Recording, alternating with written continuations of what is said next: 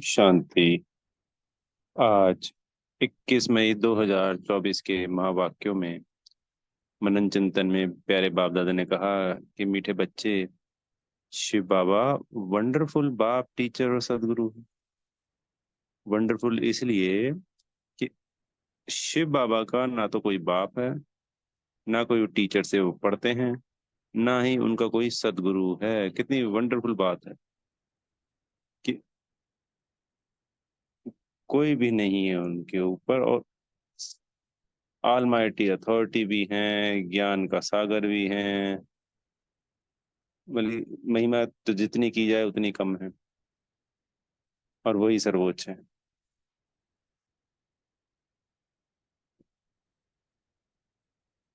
बाबा ने कहा ऐसा वंडर, यानी बाबा की महिमा को साथ उनको याद किया जाता है तो हमारी प्राप्तियां अनेकों अनेक होती। इसलिए जब भी बाबा को याद किया जाए तो बाबा जैसे ज्ञान का सागर है, बाबा पतित पावन है, तो उनकी महिमा के साथ साथ उनको याद करना चाहिए। कोई बाबा अपनी महिमा नहीं कराना चाहता, वो सिर्फ हमारा कल्याण चाहता है, तो इसमें हमारा ही कल्याण समाया हो। और ये बात तो बहुत ही वंडरफुल है कि भाई श्री कृष्ण को तो बाप भी है, टीचर भी है। शास्त्रों में तो चलो गुरु दिखा दिया, पर हमें तो पता है उनको गुरु की जरूरत ही नहीं है, क्योंकि वो है ही सदगति में। तो जो ज्ञान में चल रहे हैं उनको हम ये बोलेंगे कि भाई उनको गुरु भी नहीं है, लेकिन सत्युग में गुरु नहीं होता है। पर जो ज्ञान में नहीं है उनको ये कहेंगे कि भाई जो निराकार परमात्मा होता है उसका ना बाप है, ना टीचर है, सतगुरु है। और श्री कृष्ण के तो सब कुछ है भैया। वो भगवान कैसे हो सकता है? भगवान तो सर्वोपरि है, सर्वोच्च है, उनसे ऊपर तो कोई है नहीं।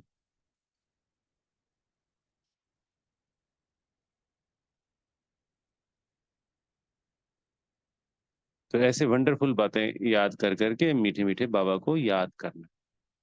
फिर बाबा ने आज कहा कि याद में कौन सी नवीनता हो, जो आत्मा सहज ही पावन बन जाए। एक ही नवीनता जो बाबा रोज बोलते हैं, अपने को आत्मा समझ उस परमात्मा को याद करना है। यही तो नवीनता है।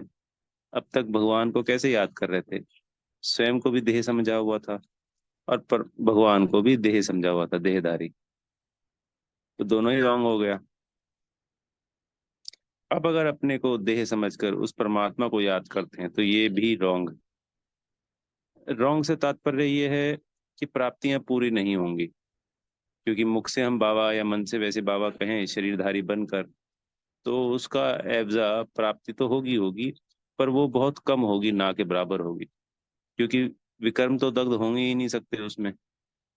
पर चूंकि बाबा को पहचान लिया और बाबा को मनी मनी याद किया, तो इसका एवजा तो बाबा देंगे। पर उन दोनों के प्रारब्ध में फर्क है। जब हम अपने को आत्मा समझकर परमात्मा को याद करते हैं और अपने को देह समझकर परमात्मा को याद करते हैं, तो इन दोनों की प्रारब्ध में फर्क है। प्राप्तियों में जमीन आसमान का फर्क है। इसमें अतीन्द्रिय सुख भी प्राप्त हो सकता है जब आत्मा समझ के परमात्मा को याद करते हैं। देह समझ के परमात्मा को याद करेंगे तो कभी भी अतीन्द्रिय सुख की प्राप्ति हो ही नहीं सकती। तो बाबा ने कहा कि आत्मा पावन तभी बन सकती है जब स्वयं को हम आत्म देख के बाबा को याद करेंगे। अगर शरीर समझकर बाबा को बार बार याद करते भी हैं तो फिर हम पावन बन नहीं सकते। और यही मुख्य बात है, पावन बनना, इस पुरुषोत्तम संगम युग पर संपूर्ण पावन बनना।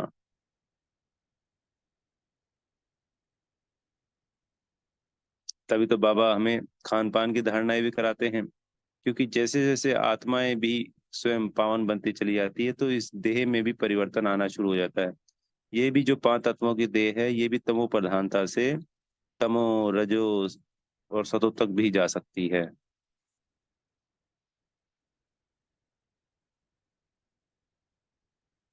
इसलिए खान पान की बाबा ने शुद्धता करवाई है।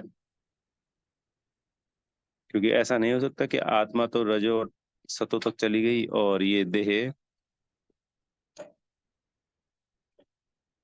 तमो प्रधान ही रह जाए। ऐसा नहीं हो सकता। तो फिर बाबा ने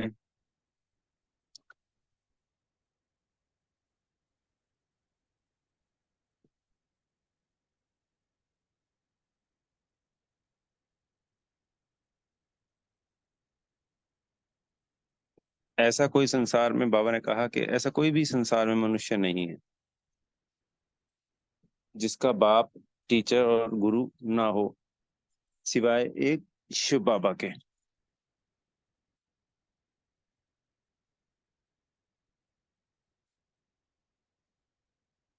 बाबा ने कहा कि हमें उनको तीनों स्वरूपों से भी याद करना होता है, बाप, टीचर और सदगुरु।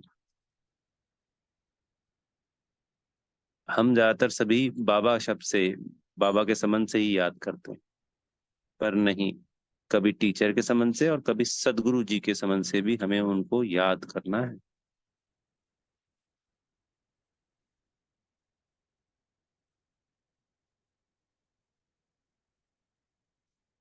क्योंकि टीचर समझने से सारा ज्ञान बुद्धि में इमर्ज हो जाएगा, सदगुरु जी समझने से मुक्ति, जीवन मुक्ति मिलेगी, आत्मा समझने के लिए शक्तियां मिलेंगी। विकर्म दग्ध होंगे सदगुरु जी के रूप में, विकर्म दग्ध बहुत तेजी से होंगे।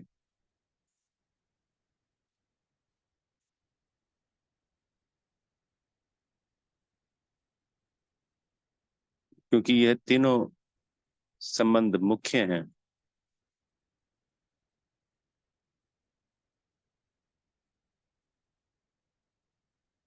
बाकी हम संबंध बना लेते हैं, साजन सजनी का, बच्चे का, पर वो सिर्फ एक इस संसार के संबंधों से हटने के लिए वो संबंध बनाए जा रहे हैं। क्योंकि अगर हम निराकार स्थिति में स्थित होते हैं तो वो सिर्फ हमारे पिता हैं, ओनली पिता। चूंकि वो हमें पढ़ाते भी हैं तो वो टीचर भी हैं। और मुक्ति, जीवन मुक्ति, ये प्रैक्टिकल में तीन रोल निभाते हैं बाबा। तो ये तीन मुख्य संबंध तो हमारे हैं ही हैं बाबा के संग, बाप, टीचर, सदगुरु। आज मुरली में अनेकों अनेक बार बाबा ने बाप, टीचर, सदगुरु की बात करी। पर और संबंध तो एक तरीके से हम बनाते हैं ताकि हमारा जिसमें भी मोह की रग फंसी हुई है उस संबंध से हमारी मोह की रग निकल जाए। वो संबंध भी जो आपको अच्छा लगता है हमको वो बनाना होता है, उसमें कोई बात नहीं। पर मुख्य इन तीन संबंधों से तो याद करना ही करना है। जैसे आज सदगुरु का ले लिया तो पूरे दिन सदगुरु के रूप में ही याद कीजिए। एक दिन टीचर का लेके तो टीचर के रूप में ही उनको पूरे दिन याद कीजिए।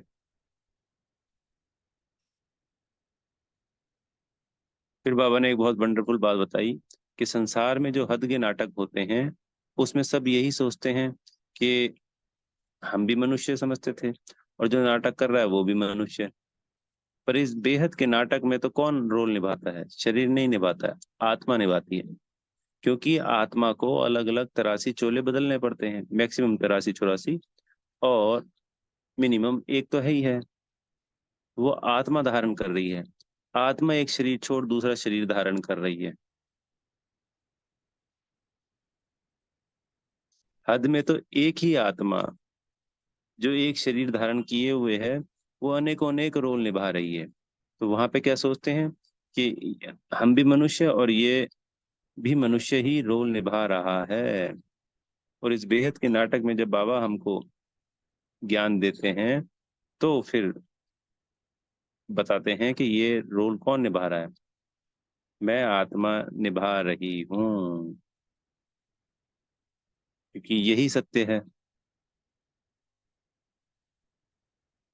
फिर बाबा ने ये भी क्लियर किया कि तुम एक परम पिता परमात्मा की संतान हो, इसलिए आत्मा आत्मा भाई हो। पर यहाँ पे ब्रह्मा कुमार ब्रह्मा कुमारी बन जाते हो। तो शरीर होने के नाते बहन भाई का तुम्हारा आपस में संबंध है, और बहन भाई आपस में शादी नहीं कर सकते। तो कहीं पे भी कोई भी ब्रह्मा कुमार ब्रह्मा कुमारी हैं, कई बार ऐसा देखा गया कि मान लीजिए कोई एक शहर में रह रहा है ब्रह्मा कुमार, और उसके बच्चे ज्ञान में नहीं चलते हैं, और वो सोचते हैं कि कहीं दूसरे ब्रह्मा कुमार किसी और जगह के हैं और उनकी कोई बच्ची है तो उससे विवाह हो जाए। ये भी रॉन्ग होता है। क्योंकि ये हमारा ईश्वरीय परिवार है, संप्रदाय है, हम एक ही परिवार के हैं। तो वो उस नाते से बहन भाई हो गए। ऐसे हो गया जैसे एक दादा की संतान अलग अलग शहरों में चली गई, और एक के चार भाई थे, उन चारों के अलग अलग, तो वो कोई 50-100 साल बाद शादी थोड़ी कर सकते हैं, कभी भी नहीं कर सकते। तो ऐसे ही हमें, जो ये सोचते हैं कि हमें ऐसी शादी कर देनी चाहिए बच्चों की, बिल्कुल नहीं करनी चाहिए, रॉन्ग है वो। फिर आज बाबा ने वरदान में कहा कि सदा एक रस मूड द्वारा सर्व आत्माओं को सुख शांति प्रेम की अंजलि देने वाले महादानी बनना है। बाबा ने कहा कि कभी ऐसा नहीं हो कि मूड ऑफ है, कभी मूड अच्छा है। मूड अच्छा है तो शुभकामनाएं शुभ भावनाएं दे दी, सबको सुख शांति प्रेम की अंजलि दे दी, शक्तियां दे दी। और मूड अच्छा नहीं है तो नहीं दी। किसी आत्मा ने हमें कुछ कह दिया तो हमने उसको देना ही बंद कर दिया, नहीं, रॉन्ग। हमारी स्थिति हमेशा एक जैसी होनी चाहिए। हम ब्राह्मण हैं, हम ईश्वरीय संप्रदाय में हैं, परमात्मा की संतान है। कोई बाबा का कभी मूड ऑफ और कभी मूड अच्छा थोड़ी होता है। कभी देवी देवताओं का मूड कभी खराब कभी अच्छा थोड़ी होता है, हमेशा एक रस स्थिति होती है। तो ऐसी एक रस स्थिति हमेशा बना करके सामने वाला हमें कुछ भी दे रहा है, पर हमें महादानी बन उसको सुख शांति प्रेम की अंजलि यानी शुभ भावनाएं शुभकामनाएं गुण शक्तियां देते रहना है। तन की सेवा करनी है, तन के द्वारा तो हम सेवा करते ही हैं। तो उसके बाद मन से भी इस सेवा में बिजी रहते हैं, तो बाबा कहते हैं इसका हमको डबल पुण्य जमा हो जाता है। यानी एक ही समय पे एक ही कर्म करते हुए शुभकामनाएं शुभ भावनाएं देना, तो उसका मतलब उस पुण्य को डबल करना है, स्थूल सेवा और सूक्ष्म सेवा। अच्छा, ओम शांति। बेहद का शुक्रिया मेरे प्यारे मीठे बाप दादाजी का, बहुत बहुत शुक्रिया।